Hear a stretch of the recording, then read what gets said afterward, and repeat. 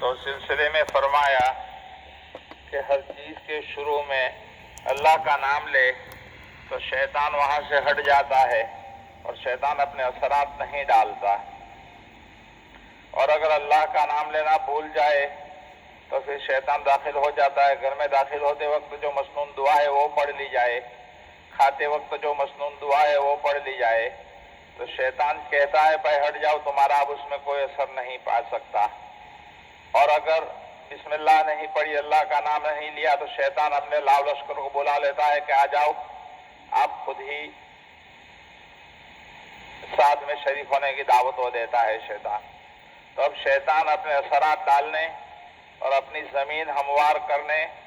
اور وسوسہ اندازی کے واسطے ابھی سے محنت کر رہا ہے۔ بچہ پیدا ہوتے وقت جو کان میں اذان دی جاتی ہے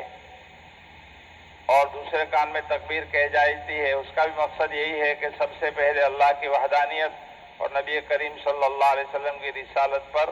بات ہو جائے، اس کے کان میں اتر جائے، چاہے وہ نہیں سمجھ رہا ہے لیکن فطری طور پر اس کے اثرات ہوتے ہیں، اس لیے وہ اذان اور تکبیر کہی جا رہی ہے۔ اور جہاں ایسی باتیں نہیں ہوتی ہے شیطان شروع ہی سے اپنی محنت کرنا شروع کر دیتا ہے۔ جیسے کسی کے اوپر محنت کرنی ہوتی ہے تو پہلے ماحول کو سازگار بنایا جاتا ہے، جب ماحول سازگار ہو جائے گا اس کے بعد اس پر محنت کی جائے گی۔ اس لیے حدیث پاک میں بتلایا گیا کہ جب گھر میں داخل ہوتا ہے بندہ تو شیطان کی یہ کوشش ہوتی ہے کہ اللہ کا نام نہ لے، اس لیے کہ آدمی جب اللہ کا نام لیے بغیر گھر میں داخل ہوتا ہے تو شیطان کو بھی ساتھ میں اندر آنے کا موقع مل جاتا ہے، اور وہ اپنے ساتھیوں سے کہتا ہے آج رات تم کو یہاں ٹھہرنے کا موقع مل گیا، قیام کی بکنگ ہو گئی۔ پھر جب کھانے کے لیے بیٹھا اور بسم اللہ نہیں پڑھی تو کھانے میں بھی اس کی بکنگ ہو گئی۔ اب یہ ہوگا کہ جب شیطان پورے لشکر کے ساتھ گھر میں داخل ہو چکا تو ویسے باہر رہ کر بھی وسوسہ اندازی کر سکتا تھا، لیکن اب تو وسوسہ ڈالنے کے لیے جس طرح کا ماحول مطلوب ہے وہ اس کو حاصل ہو گیا، بالکل قریب میں ساتھ میں بیٹھ کر وہ سارے وسوسے ڈالے گا، اب اور اچھے انداز میں وہ اپنی محنت کرے گا اور گمراہ کرے گا۔ پھر جب کہ اس کو کھانا بھی مل جائے گا تو اب کھانے میں شریک ہو جائے گا،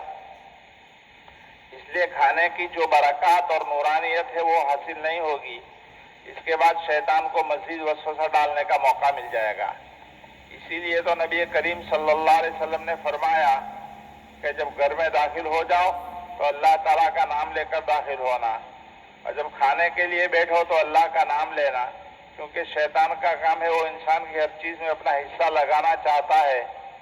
اس کے گھر میں، کھانے میں، رہائش گاہ میں، یہاں تک کہ جب مرد اپنی بیوی کے ساتھ ہم بستری کرتا ہے تو اس صحبت میں بھی شیطان شریک ہونا چاہتا ہے، اس لیے تو موقع کی دعا سکھلائی گئی، اور وہ دعا یہ ہے بسم اللہ اللہم جنبنا الشیطان وجنب الشیطان ما رزقتنا، کہ اللہ کے نام سے اور اللہ ہم کو شیطان سے بچا لے اور شیطان کو ہم سے بچا لے جو ہمیں تو رزق دینا چاہتا ہے۔ اس طرح آدمی جب بیت الخلاء میں جاتا ہے استنجا کرنے کے لیے تو وہاں بھی شیطان اس کی شرمگاہ سے کھیلنے کی کوشش کرتا ہے،